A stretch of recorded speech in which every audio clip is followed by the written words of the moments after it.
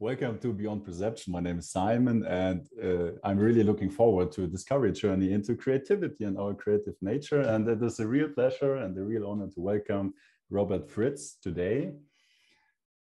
Mr. Fritz, you are an accomplished composer, a filmmaker, and also an organizational consultant for some of the largest companies in the world.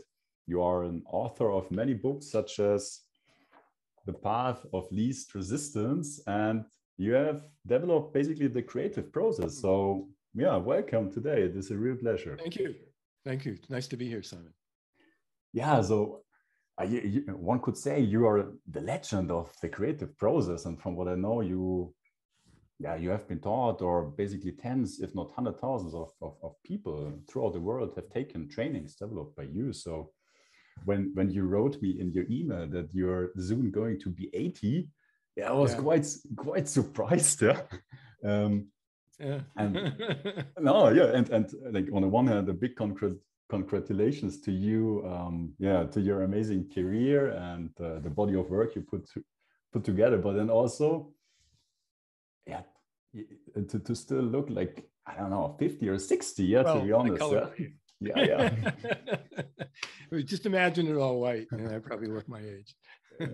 Creativity must be a fountain of youth, I thought. Yeah, I think it is, though. I think you're right. Yeah. And so what should we talk about? Yeah, so one of the questions, when you told me you're going to be 80, I was, wow, okay, that's quite some years, and I was curious, if when you look back over all those years, and I shared a little bit the immense body of work you put together. Like, what are you most proud of? What I'm going to do next. Okay. Okay. Tell us more. Yeah, I don't reminisce a lot. I mean, certainly I appreciate the body of work that I created, and I think it's quite important and significant. But I don't spend time thinking about it. But I do live it. And I spend a lot of my time writing music, making films, certainly teaching courses and writing. And once I turn 80, which will be a year from now, I'm going to stop doing as many workshops as I'm doing now and spend more of my time composing, writing, filmmaking, and so on. But even now, I've got a number of projects going. This past year, I started to, I hadn't written a lot of concert music in a long time. I'd mostly written film music and so on and so on. And my background is as a composer. I have a bachelor's and master's in composition from Boston Conservatory. And I decided to write some concert music. I wrote 6 string quartets, 9 piano sonatas, a piano concerto, a number of chamber works. And what I'm trying to do there, excuse me, is I'm just focusing on this body of work I want to create in music on the classical side.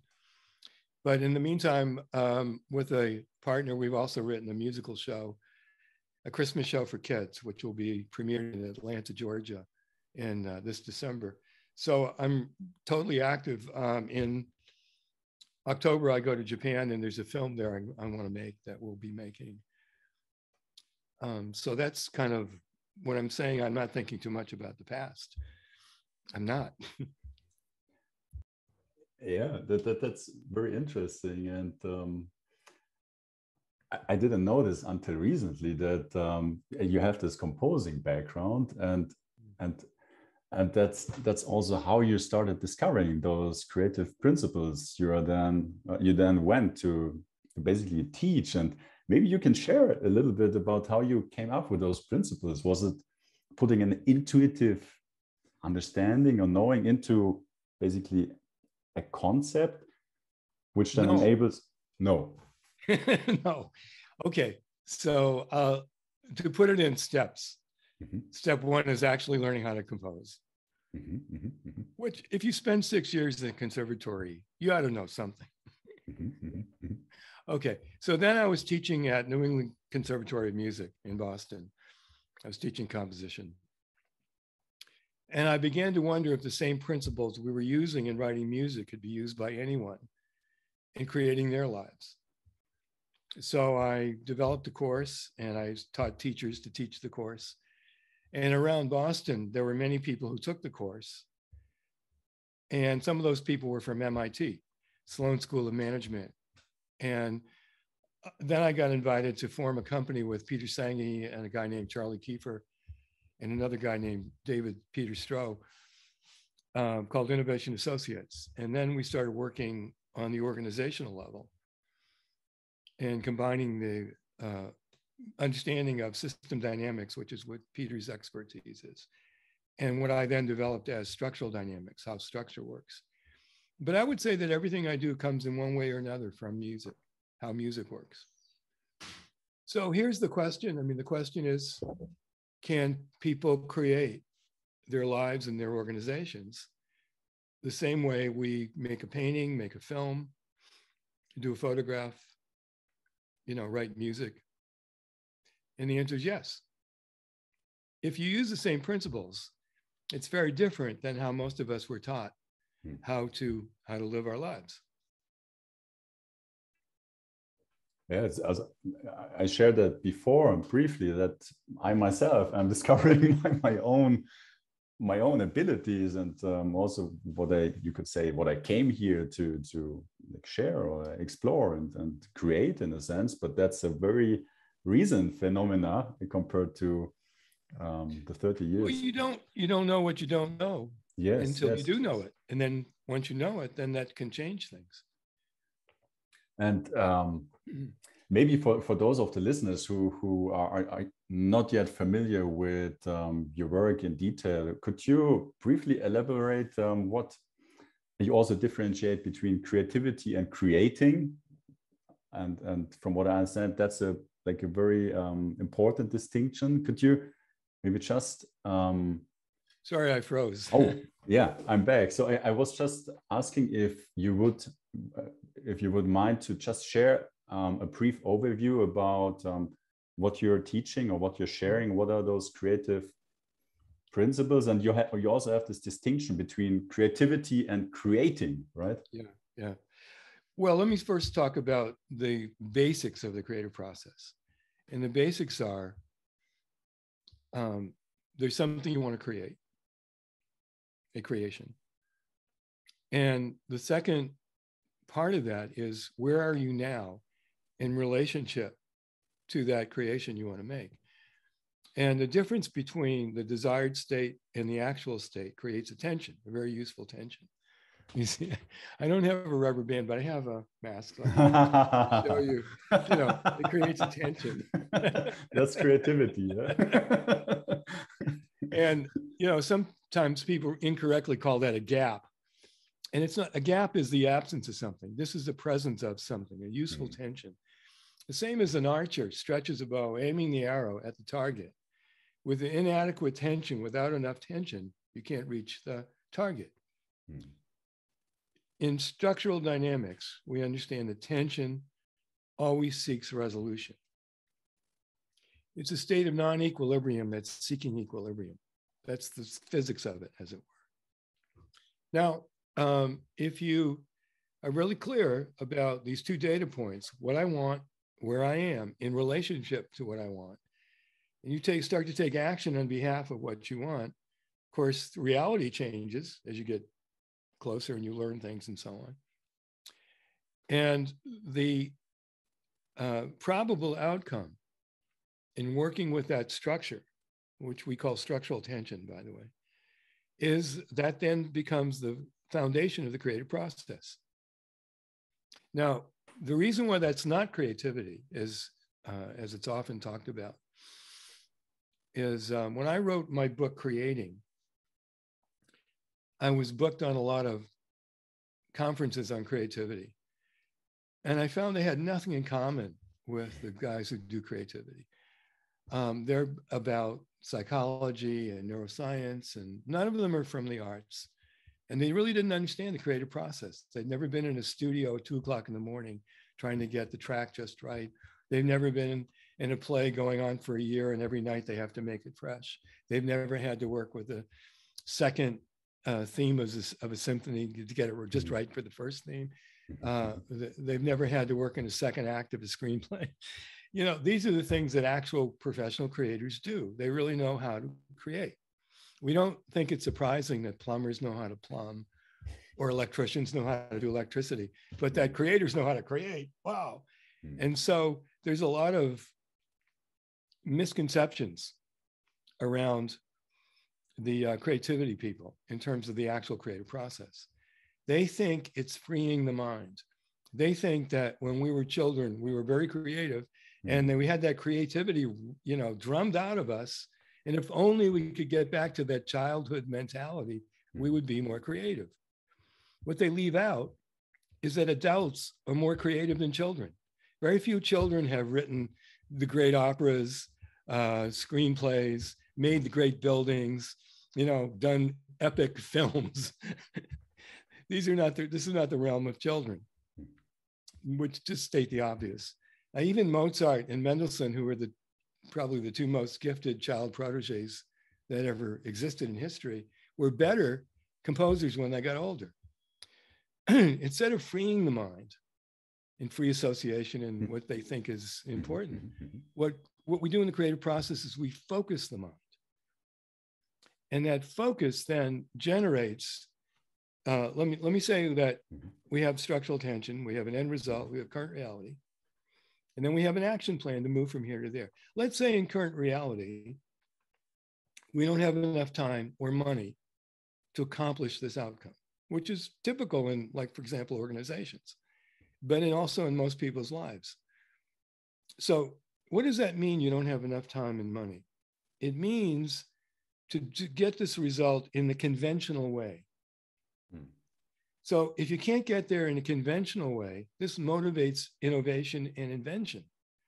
So if conventional means are available, great. But if they're not, we then invent ways to get there, to create.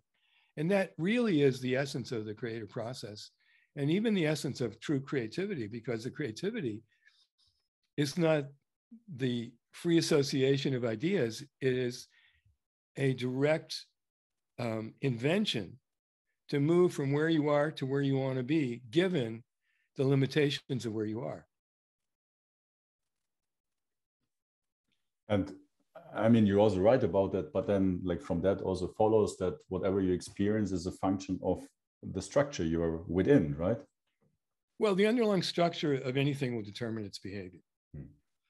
And what we found, what I discovered in the 80s, was what I call macrostructural patterns, which is people have patterns in their lives which are predictable. And there's two types of patterns. One is an oscillating pattern, in which you set out for something, maybe you have it for a period of time, and then there's a reversal. And at the end of the story, you no longer have the thing that you set out for. And there's an underlying structure that gives rise to that pattern of behavior. And then the second pattern is that you set out for something and you accomplish it, and that then becomes the platform for future creations, and there's no reversal, and it just becomes a pattern of success. What I personally also recognize, there are some people who don't believe they're creative, that they think just what they believe is like how life is, and then others they have their idea of creativity, and in the context of structural, it's like, oh, this is weird. This is a misnomer, structural creating or structural thinking or structural creativity. So it's like there seems to be many perspectives on our but creative if you really abilities. There's not many perspectives in the arts. You know, it isn't like, oh, my C, you know, musical C and your C. You got the same C, or otherwise you're playing out of tune. And so there's a lot of misconceptions, and it doesn't matter about what you believe. It doesn't matter about your attitudes. I mean, these are all the sort of self-help things that make up for not understanding what the real dynamics are in play. You know, if you change your attitude, you'll be okay. Well, if you're in the same structure, you change your attitude, you're going to end up in the same place. And we can see this in the predictable patterns in people's lives, no matter what. And sometimes those patterns, works really well for a while and then it doesn't. And the underlying structure of anything will determine its behavior. For example, when you walk into a building, it's the structure of the building that enables you or guides you or gives rise to your pattern of behavior where you walk. Or do you get on the elevator? Do you get on the escalator? How do you move from point A to point B? The structure of the building will determine that path. And that's how it is in organizations. That's how it is in our lives. That's how it is in the world. It's physics. It's just not metaphysics. It's physics. And you named in my first book, The Path of Least Resistance. And some people who haven't read the book misunderstand the title, thinking that I'm describing the easy way out. But I'm actually describing the scientific principle of energy moves where it's easiest for it to go. And what will determine where it goes is the underlying structure. So we have a riverbed, which determines where the water flows.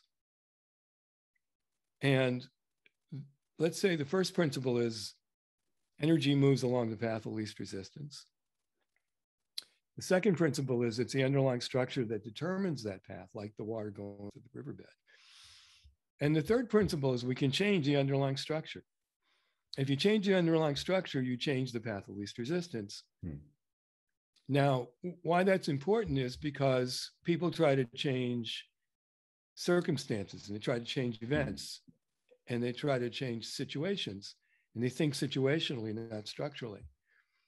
So eventually what will happen is they'll react to the circumstance, not understand what causes it, have a solution to a problem, and then the next thing they know, they're back in the same type of situation again, not understanding why it happened.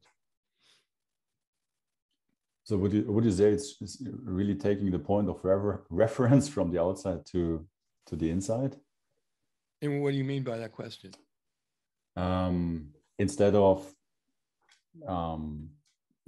making one's decision dependent on external circumstances or expectations or beliefs, which like most of our beliefs are absorbed from outside. So it's basically living by, you could say, if you have what you're trying to do to me, for me, is describe your theory of how it goes, which I'm about to disagree with. Okay. So awesome. Yeah, perfect.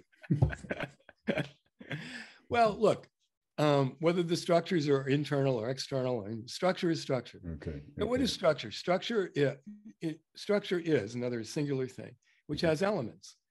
And the elements combine together in a single structure.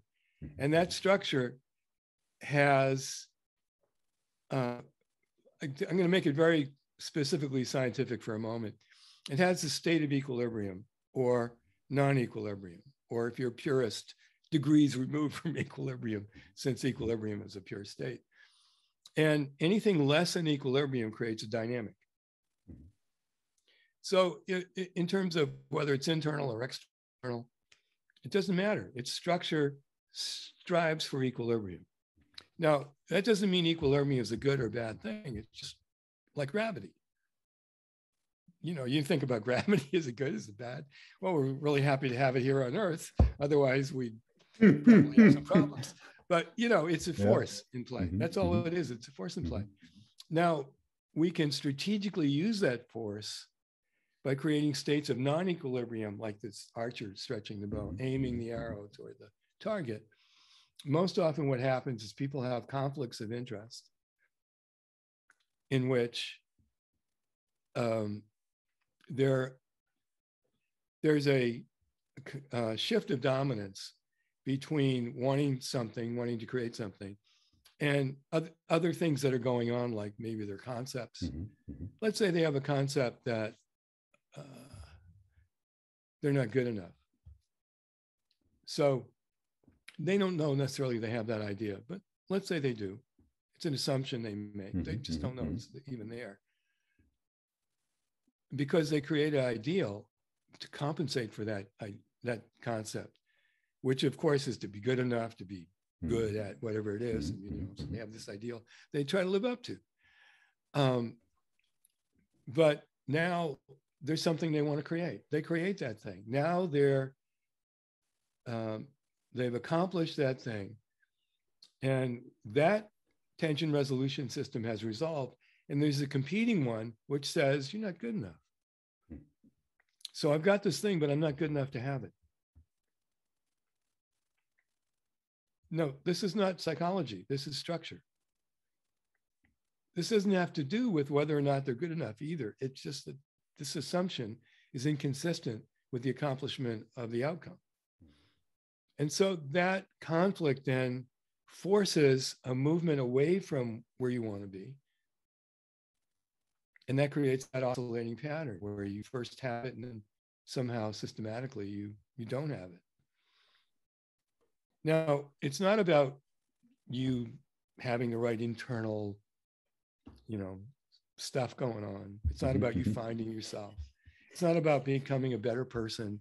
It's not about finding your purpose in life. It's not about resolving your relationship with your parents, et cetera, et cetera, et cetera. It's not any of those things. It's that the underlying structure of anything will determine its behavior. And in many people's lives, they have come to certain conclusions about life that they don't know they've come to, which then become built into the structure. It becomes one of the elements in the structure. But they also want things.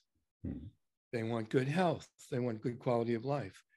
No matter what you think about yourself, and this is where the self-esteem people have really gone totally wrong, is they think it matters what you think about yourself. And they have never seemed to have read a biography of successful people in their life. Because if they had, they would find that every single one of them had low self-esteem.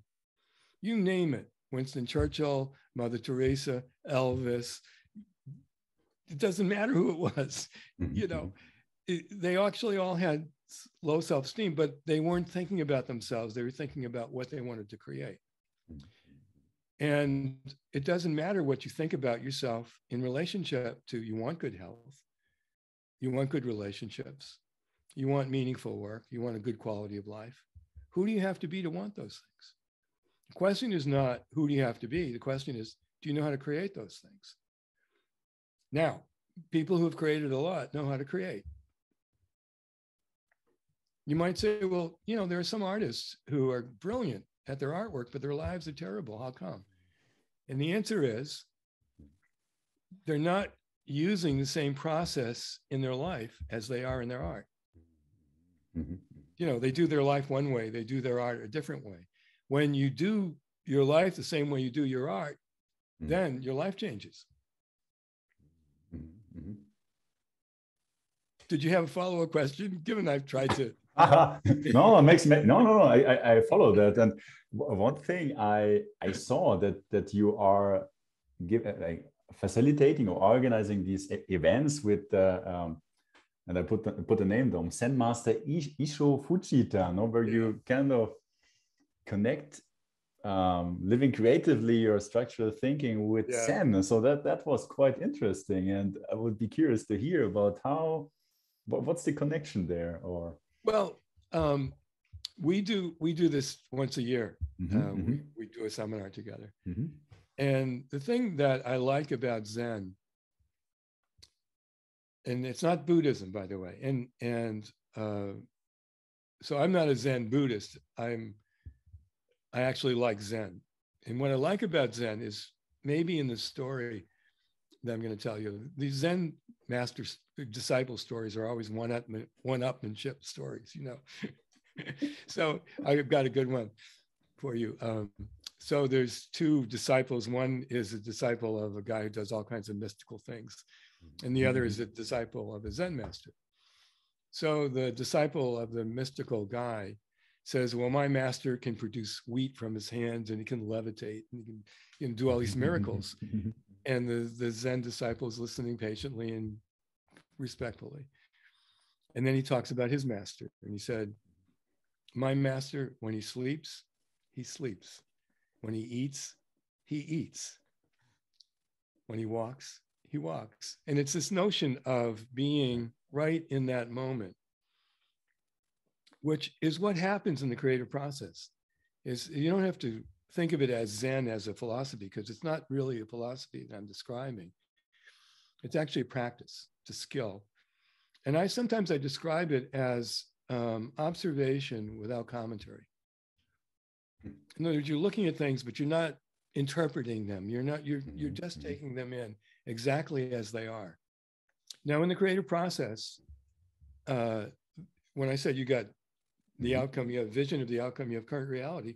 Well, clarity in the current reality means you're seeing it exactly for what it is, warts and all, whatever it is, in relationship to what it is you want to create. And that's sort of like, in a nutshell, the 2-hour seminar we had. Yeah, that got my mind thinking. You could also say that like this, like the creative process, or what you just shared to me, that it's realizing more and more that my thoughts and what I'm feeling is not a reflection of like reality in a sense, and in that sense also like becoming more aware of. Yeah, there's it's this understanding of raising your level of awareness of what's going on. And there's a story that I tell in some of my books about a painter named Arthur Stern, who teaches color paint, who teaches students how to see color. And he wrote a wonderful book called Color, How to See It and Paint It. First, you've got to see it, and then you've got to paint it. So he brought a group of his students down to the shores of the Hudson River, and he pointed across and he said, "What colors do you see?" And the student said, "Well, the brick building is red, and the tower is white, and the other building is yellow," and they had different colors. And then he passed out a card. Let me see if I can create one. He passed out a card that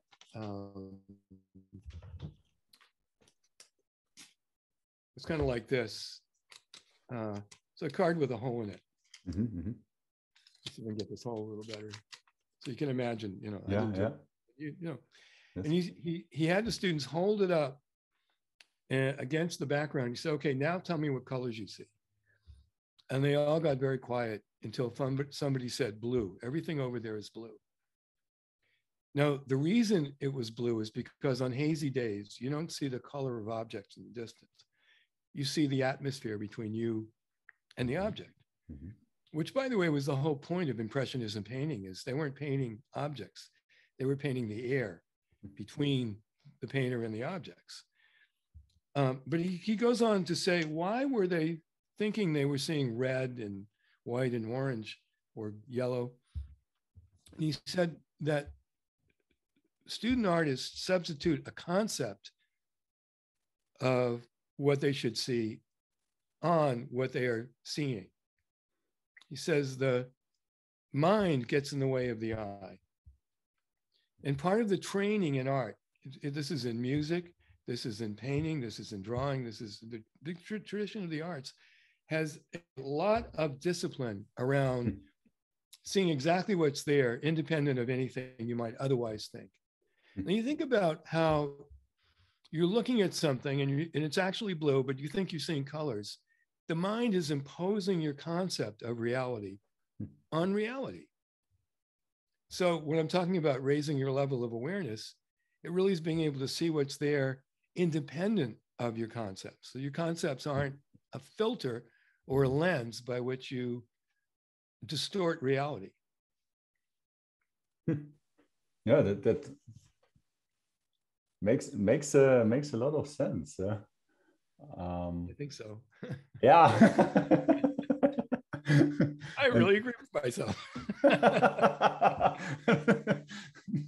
Yeah, I'm no judge, but yeah, and you also mentioned that, I don't know, is there a spiritual perspective to this? I don't know, that you mentioned also like one. The answer is no.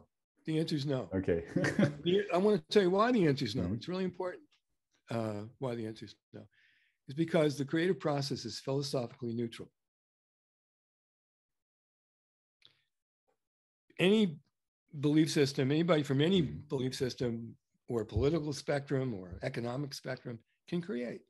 There have been masters of the creative process who believed all kinds of things. Now, I make a distinction between what I call the belief business and the creating business. And in the belief business, it's important what you believe.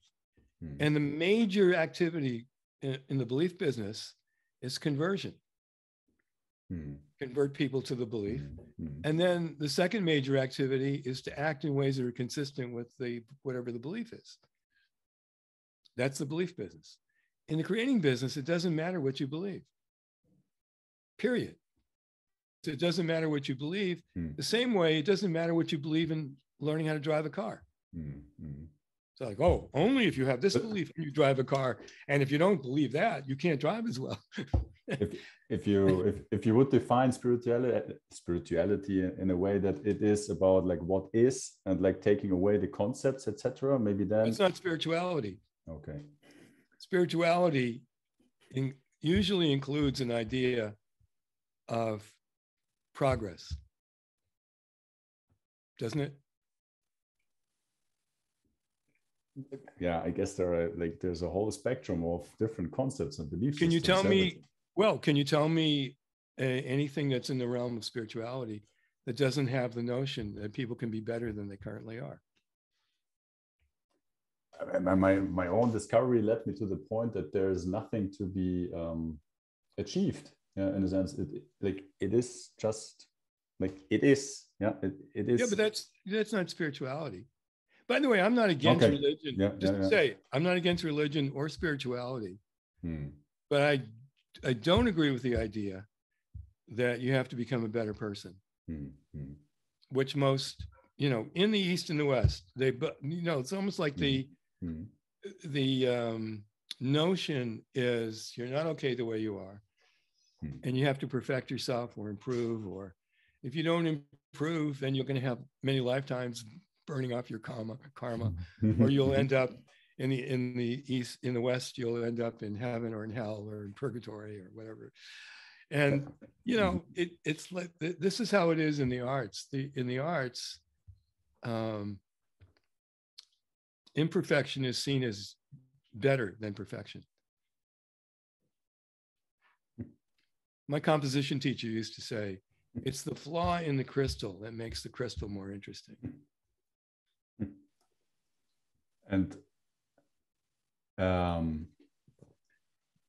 would you say that this is the problem, that we want to fix problems, that this is I don't know, this is the state of suffering in the world, or that this is the source of suffering? I don't know, that we are fixing problems and creating new problems through that. Yeah, I don't know if we could describe in a nutshell, the source of suffering in the world.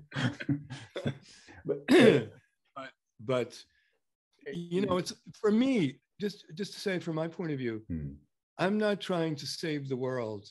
I'm trying to share a good thing. And it's a very different motivation. And I think people are just fine the way they are.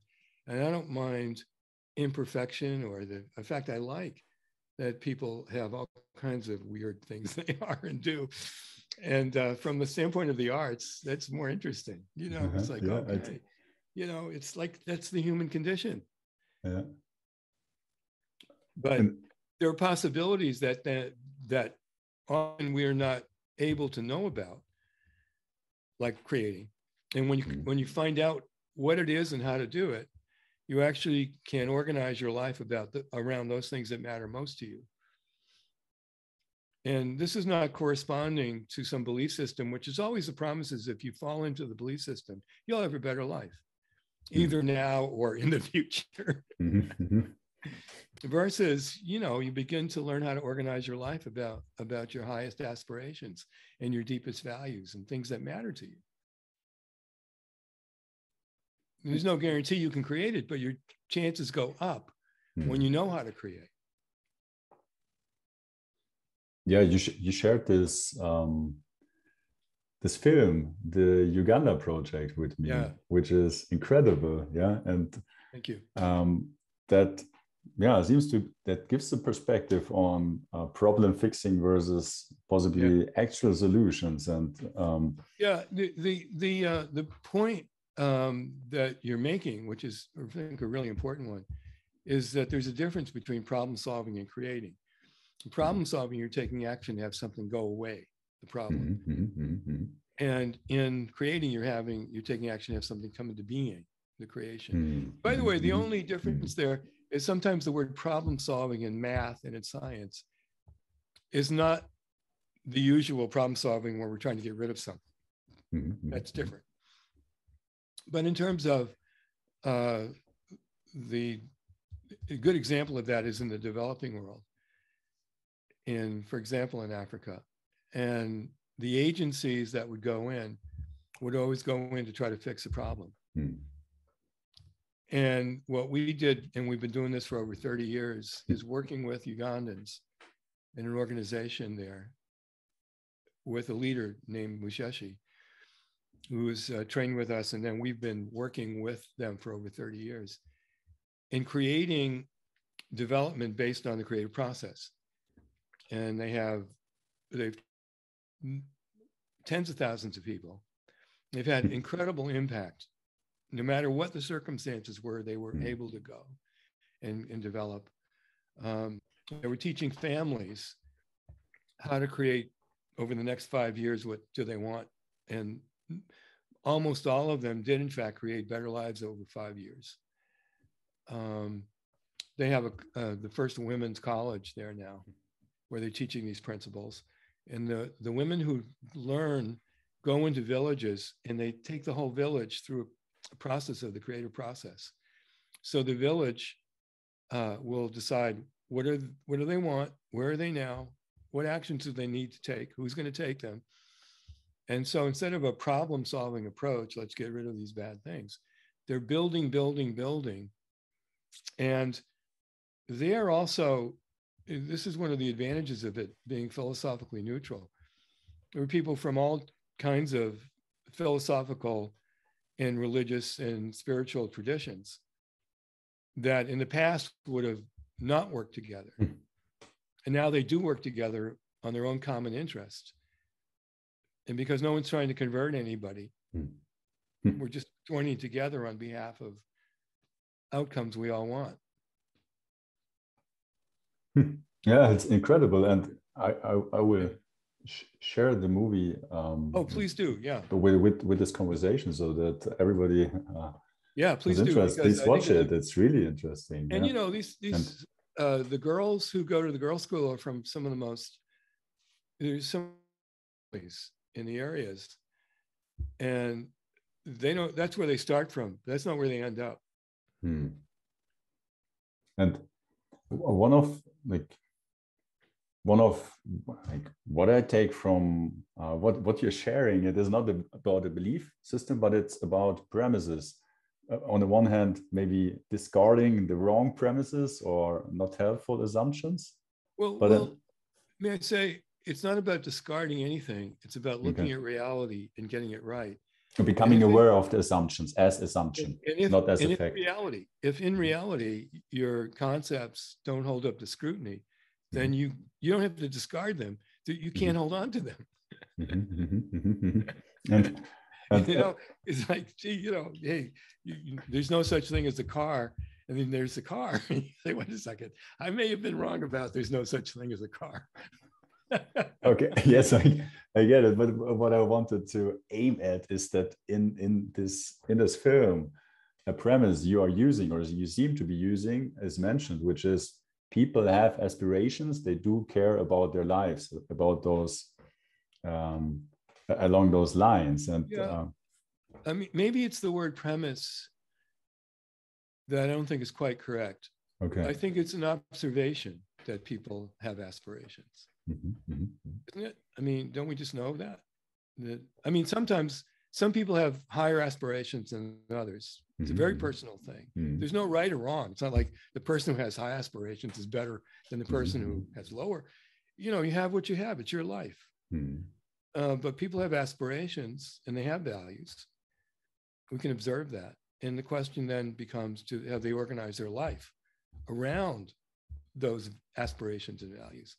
And so you see what I mean? It's not quite a premise. It is an observation. And if you ran into somebody who didn't want to create anything, well, you know what? The creative process is not for that person. The creative process is for people who want to create things.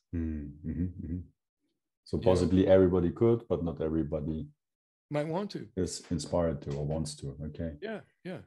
And you mentioned before that you also worked with organizations or changing systems in a way. And in which regard is that different to working with individuals? In some, yeah, it's depending on the leadership of the organization, it actually can be easier than working with individuals because you're not up against individual belief systems per se. And it's easier to be objective in relationship to what's going on. But it's the underlying structure that will determine whether the organization is moving forward or oscillating. And what we've seen over the past 20, 30, 40 years is organizations build up capacity and downsize and build up capacity and downsize. Centralized decision-making, decentralized decision-making, centralized, decentralize, acquire companies, divest, acquire, divest. And the oscillation are pretty predictable. I mean, they're usually between 2 and 5 years or 7 years, depending on whether they change leadership. And what we've done with organizations is made structural tension the primary organizing principle, so that you have, people are really focused on end results, current reality. And then they're also focused on what am I doing here that supports what they're doing over there, that supports what's doing over there. So it becomes like a relational database rather than a non-relational database. So that people like, I think of it as a composition. I wonder why. Sounds familiar. But, but in the composition, you have major themes, you have minor themes, you have accompaniment. In a composition, you have the parts fit together and support each other. Now, before they organize that way, often it's problem driven, so they're busily solving problems. It tends to be fragmented, so things don't fit together. I think a good test of an organization that's not well organized is if the people in the organization are competing against each other for the same resource base. That means they don't understand how to manage their capacity. It's almost like a bad composition. I have to admit, every company I worked for was organized around competition. Yeah, but see, probably never worked for any that we worked with. No, and I didn't. There's a different. It's so interesting to see that transition. And by the way, the book, if people are interested in that, for me, the book that I recommend is The Path of Least Resistance for Managers. Okay. The 2011 version, because I rewrote it and I updated it, and the 2000 version has a lot there about leadership and lean management. I rethought lean management as a proposition of efficiency and so on. And and you can run a whole company from that book, Path to Least Resistance for Managers. So it, like, in a nutshell, it's really like the CEO or the leader of the company, like, is all which is required to like facilitate change.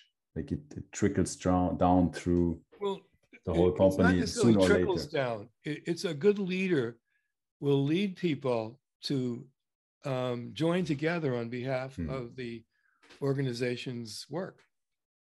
And a bad leader will allow fragmentation where people fight it out against each other, usually on the vice presidential level. and those principles, they then also apply to states, nations, international corporations. Although nations are much more complicated than organizations. Have you had the the opportunity to work with, I don't know, governments or? Yeah.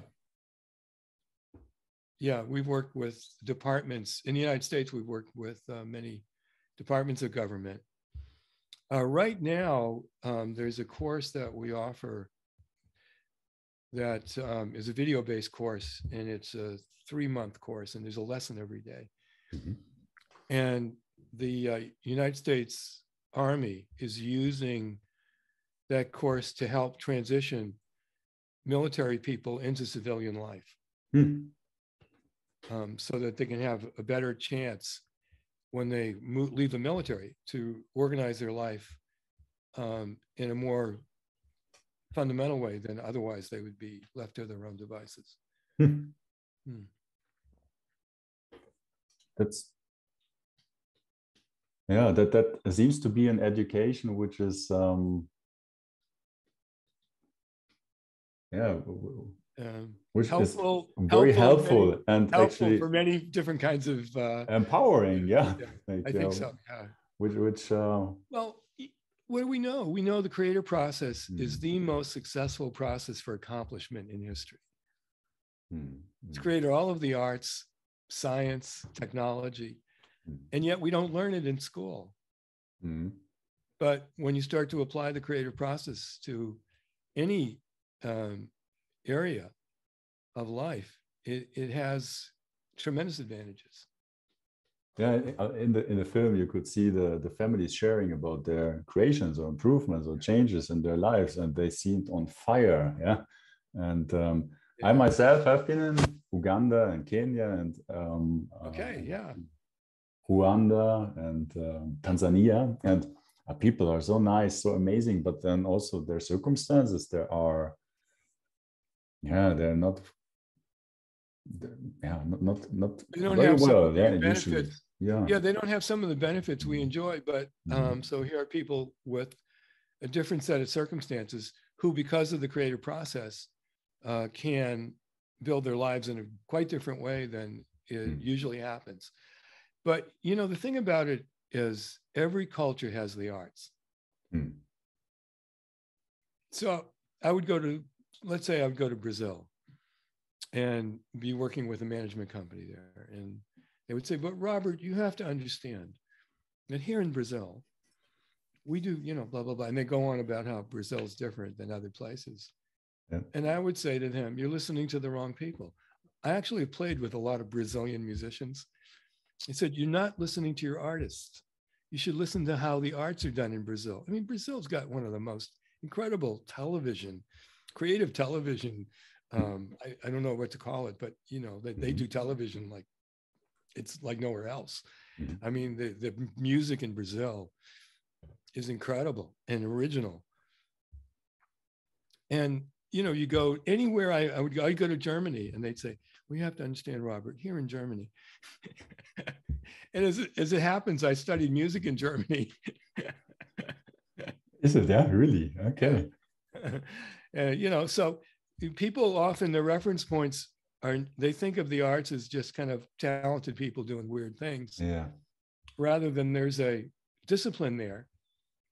And every culture has it. And if you take the same discipline that you use to make a painting or make a film, and you begin to use that in your organizations or in your personal life, that becomes an important reference point.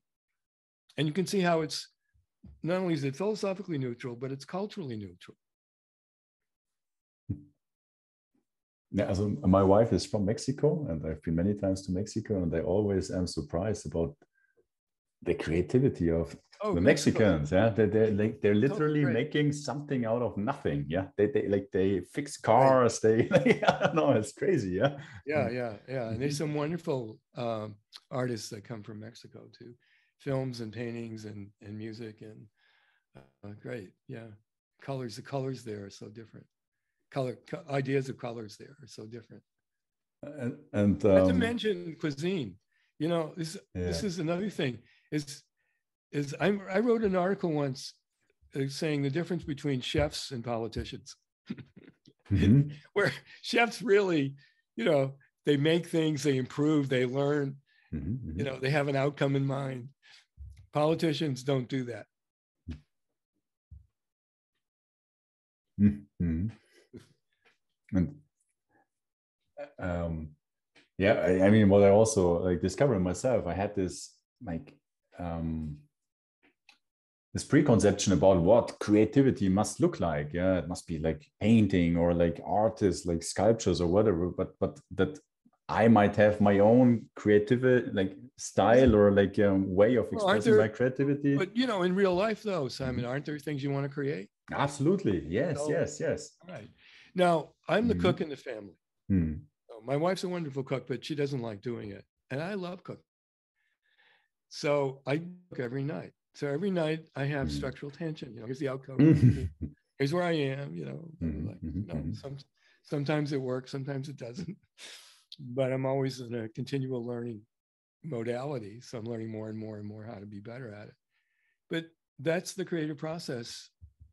And it's not about the subject matter of the creative process. Could be the arts, could be food, could be making a room in your house. It could be building a house. It could be making a fence. It could be doing a garden. Um, could be making a career. Could be developing a business. Those are all subject matter to the creative, or could be subject matter of the creative process.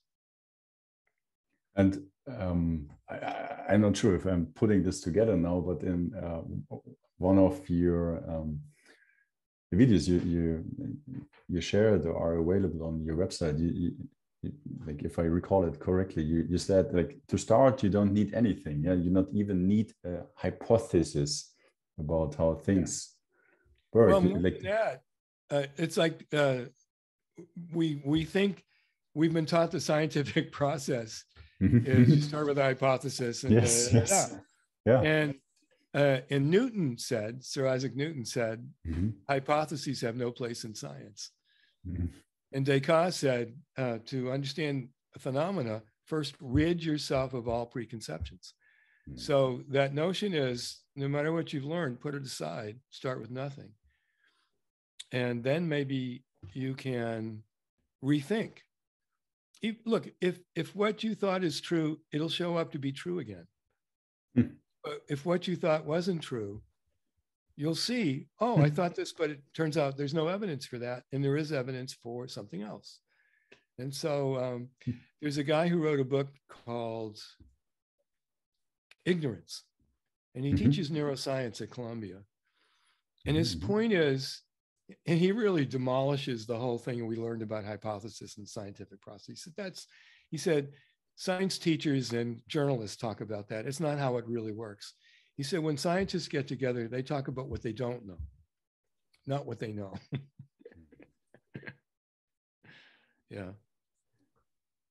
Yeah, I mean, like listening to this, it sounds so obvious, yeah, but embodying that or applying it or using it, that might take a little bit more. Yeah. Well, the reason it sounds obvious and you haven't thought of this way before is that there's a lot of unlearning that takes place. We've been inundated with all kinds of ideas that turn out not to be helpful or even true. Yeah.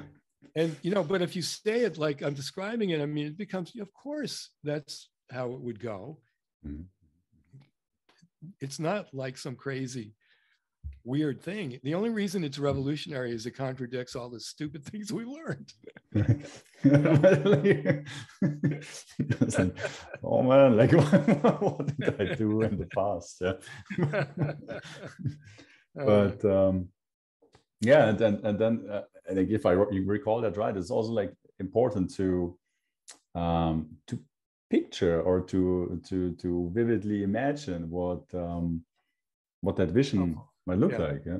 Yeah, it's helpful to have a visual frame of reference. It's helpful. Well, yeah, Mr. Fritz, yeah, it was a real pleasure to get to know you and to have this conversation. Is there something you want to share with our audience? A last final word? Or another koan? Well, I want to, just thank you for the conversation. And people can find my books on Amazon or go to our website, www.robertfritz.com. And And just to say that we're, as I said before, we're really trying to share a good thing. And it doesn't matter what you come in believing, because we're not a belief system. We're not trying to substitute one belief system for another. This is more of a skill set. And also an orientation. You know, creating is an orientation. Yeah, thank you. So I will add all your webpage and the links to your books. We'll add to the conversation so that everybody could look that up directly. Yeah. So yeah, thank you very much. Yeah. Thank you. I really enjoyed it. And yeah, also to you, thank you very much for being curious and open-minded. So thank you for being with us, and see you next time. Pleasure.